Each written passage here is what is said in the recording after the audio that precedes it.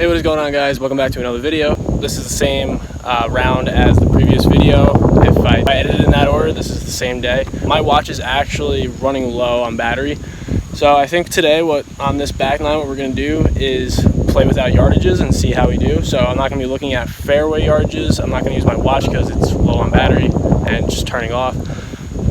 We did shoot a 44 on the front nine. Not really too good with the way I've been playing, but that's part of the game, and we're gonna pick it up here. Just a quick shout out to Andrew. I just met him at the course. Thank you for saying hi. I appreciate that. And your buddy Aiden too. So really cool when you guys do spot me at the course and say hi. I appreciate it, and I look forward to meeting more of you. So this is the second hole. The first hole I did bogey. It's a straight on par 4. It plays about 400 yards. So we're just gonna go driver.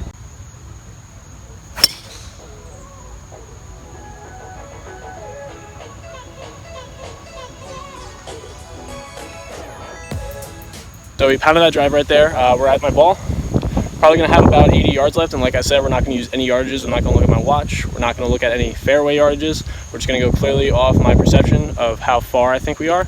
I think we have probably about 80 yards. I'm gonna go with the sandwich here. Hopefully put it near the pin.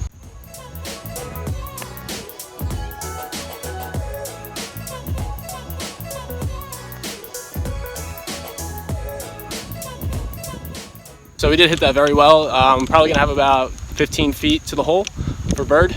So just so you guys know that I'm not cheating you and looking at my watch, it is dead. See, it's blank, and we'll see how well this goes.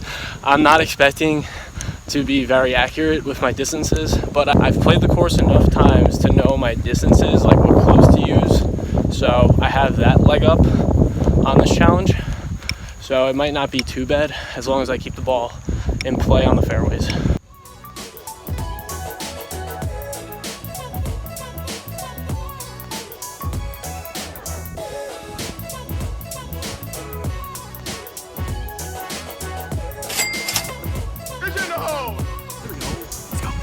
Let's go, baby. Back to even par. This next hole here, it's a par 3. It normally plays about 150, and it's downhill, par 3. If you guys did see the video with my friend Vinny and Christian playing a match against each other, this is the same course, the red course at Sunken Meadow. He's talked so much shit, he's about to get slapped.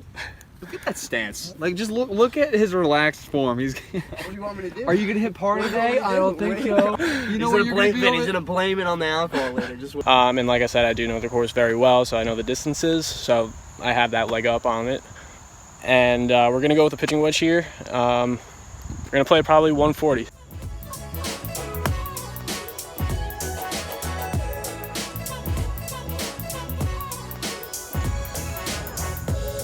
Should be on the green. So here's my ball. It's on the left side of the green. Kind of yanked it a little bit, and there's a pin. So we're gonna have a hefty putt here. The greens have been cut, it seems like, and they're rolling a lot better than the previous couple times I played this course and on the video. So hopefully it's a true line that we're gonna putt to. Why is Chubby here staring at me? Focusing. Back up, Jack.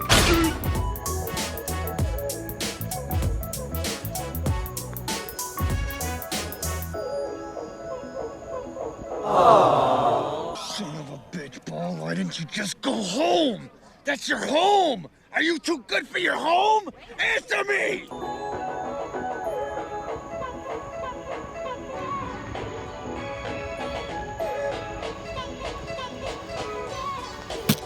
We'll take a par. That's good. That was a hell of a putt, though. That would have been nuts if we hit back-to-back birdies, and with that type of putt right there, that would have been sick. Oh, man. So I was watching Micah from GM Golf. He just started his own YouTube channel, and I was watching him, and he made a very good point about putting. He said, delete that whole mindset of I got to put it 3 feet near in a range radius on the hole on long putts like that, because you're already taking yourself away from trying to make the putt. So why not just go for the putt and make it? So that's the mindset I've had now, just going for it, and almost had it right there and left myself not even a foot for par. So we're at even par still. Next we have a par 4, straight out and dog legs sort of right a little bit. So we're gonna go with a driver here and just get it out there hopefully.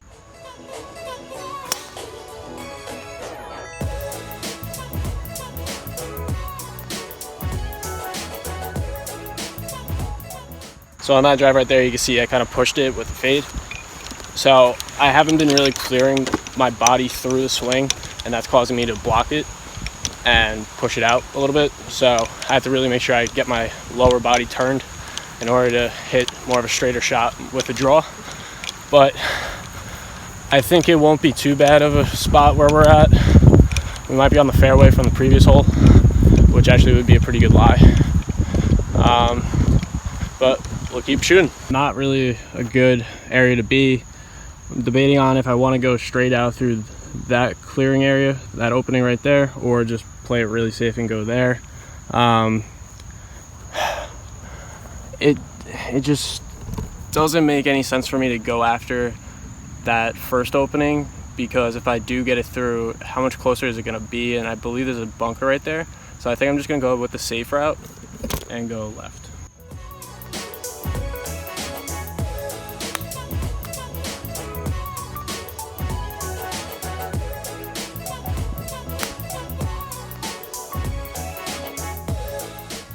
So we're on the green at least, we're putting, but it's gonna be a very long putt for par. So I'm sure you're wondering why I made that decision to go with the 7-iron and run it up there instead of taking a pitching wedge and hit it like a 120-yard shot. My distance control with a pitching wedge, the range of my distances with the pitching wedge should be 130 to 150. So going down the 120 is really tough to control for me, and I don't get enough back swing to stay controlled, and my approach wedge only goes about 100 to 110, so that leaves me a gap right there, and I didn't want to end up too far, and I didn't want to end up trying to chip, so that's why I went with the 7-iron. I just have to go get some new clubs because my wedges are all different brands and they're all hand-me-downs for the most part, so I got to invest.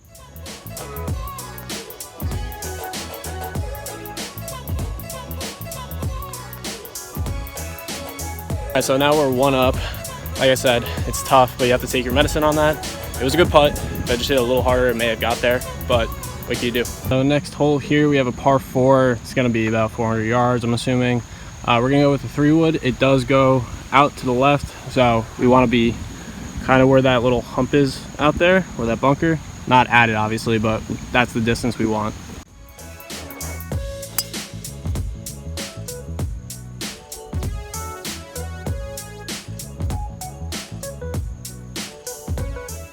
All right, so after a solid 3-wood, we're in the fairway, kind of exactly where we want it to be. I'm gonna assume we're probably like 150 out, so we're probably gonna go with a pitching wedge here.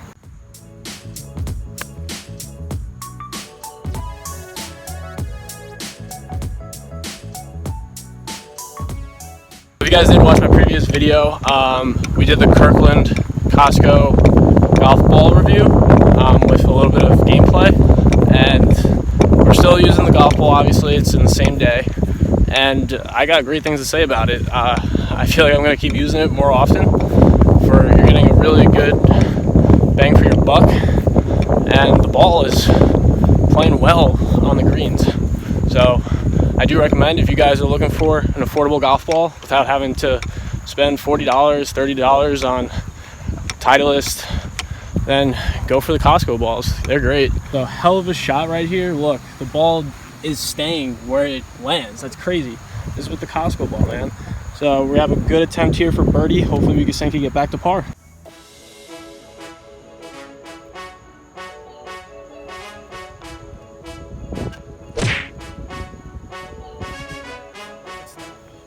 That was huge coming back there with the birdie to get back to par, even par. So next we have a par 4. We're probably gonna hit a 4-iron off the tee box. It's not too long, and if you miss right, it goes downhill off to the other course. So you want to stay in bounds.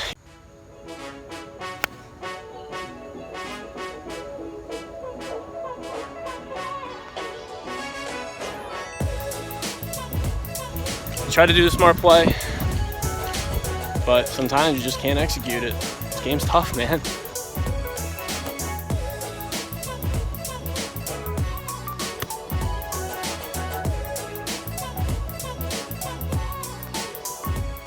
As you guys can see right there, the lie was on hard pan, so it was kind of tough. I had to hit it really clean. I hit a 52 degree just so I could have enough loft in order to get it up and over those trees and potentially maybe have the distance, but I did hit the ground a little too soon and it caused me to be very short. So we're probably gonna have to hit a sand wedge here and run it up.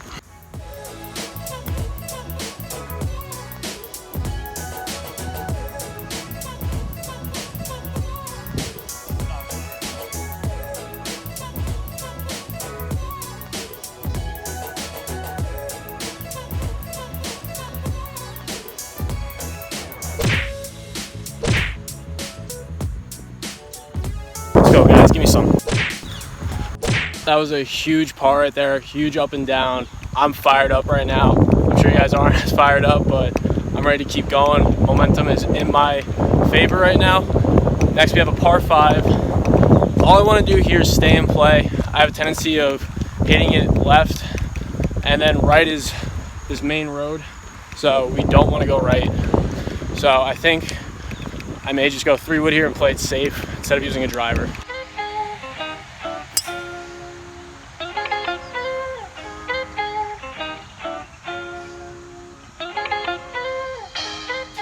I'm really happy with the way that turned out using the 3-wood. I've been hitting it very well recently, so I figured might as well just go with the club instead of maybe losing 20-30 yards. Why not keep it in play and go straight? So I'm really happy with that shot, and it's not too long of a par 5 either, so if I have to lay up, so be it, but it does go downhill, so if I really want to attack this hole, we can do it. We're on the left side of the fairway.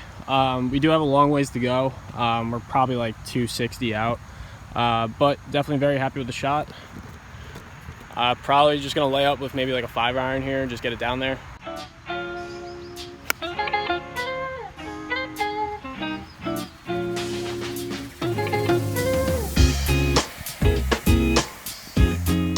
Here's my ball after the layup on the cart path, so we are gonna get cart path relief. So we probably have about 60 yards to the hole. Gonna use a sand wedge, and you know what? We might use a pitching wedge just to run it up. I think that's the better move because we're gonna be sitting in this hard pan again, and I do not want my club to slide under that. Didn't want to happen. You blew it!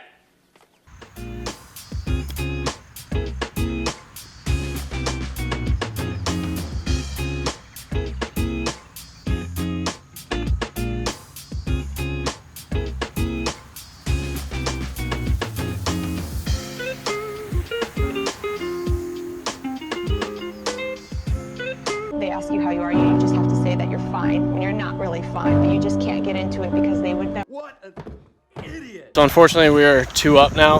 That whole hole was just a choke. It sucks, man. You're playing so well, and then that happens where you go 2 up, and you had so many opportunities right there to clutch up, potentially go 1 under par, then at least save par, and you just don't do it. But anyway, it's in the past now. Forget about it. We're still playing well.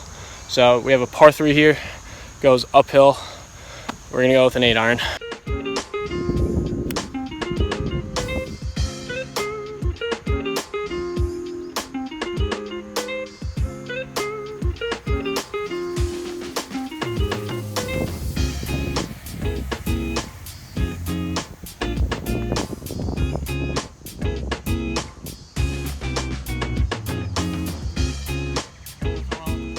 Alright guys, so we are on the final hole, the 18th hole, 9th hole of this video. We're 2 over. It's a par 5, goes downhill to the right, so we're gonna go driver here.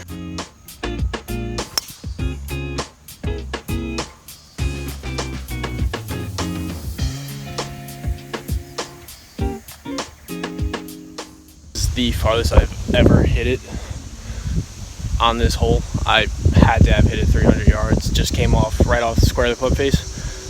So we're gonna have still a hefty amount, probably close to like 270, 280. So we're just gonna lay it up. Probably gonna go a 4-iron here and just try and get it as close as possible.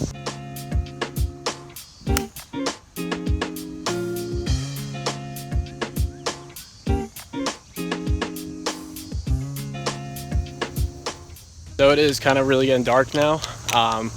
I saw it take off and I didn't see it come down. It kind of drew to the left side of where the tree limbs were hanging down. I heard it hit the leaf, so hoping it just dropped straight down. But if it is in that general vicinity, get it up, get it down for bird. Let's hope so. We pretty much were pin high. There's no way that I was 270, 280 yards out because I hit a 4-iron there. It was kind of a flyer lie, but I hit this too far. It had to be at least, like, it had to be 230, maybe 240, but it was downhill, whatever. So sand bunker shot, haven't been too high with these. Hopefully, I was practicing a little bit of this week. Pray for me.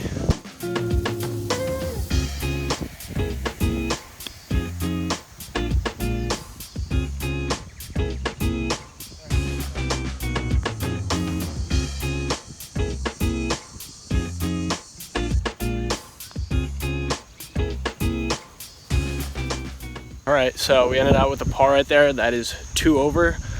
I'm not sure if that's my best 9 holes I've ever played before with a 38. I'm not sure. Anyway, I'm gonna tally up the whole score for the whole round in a little bit. So I'll get right back to you guys. All right, so what is going on, guys? I just got back home. I did calculate the score overall, 82 overall, 18 holes. So that I'm happy with that score. It's unfortunate though, the front 9 I shot a 44. If I didn't triple the first hole and double the last hole, who knows what could have happened, but I don't like to do that anymore with the if coulda, woulda, shoulda type of stuff. So just gotta keep moving forward from there. But I hope you guys did enjoy this type of video. Another challenge where I did no yardages, not knowing anything, not looking at my watch, and not looking at anything in the fairways. It was all perception, but hope you guys enjoyed it. See you guys next video.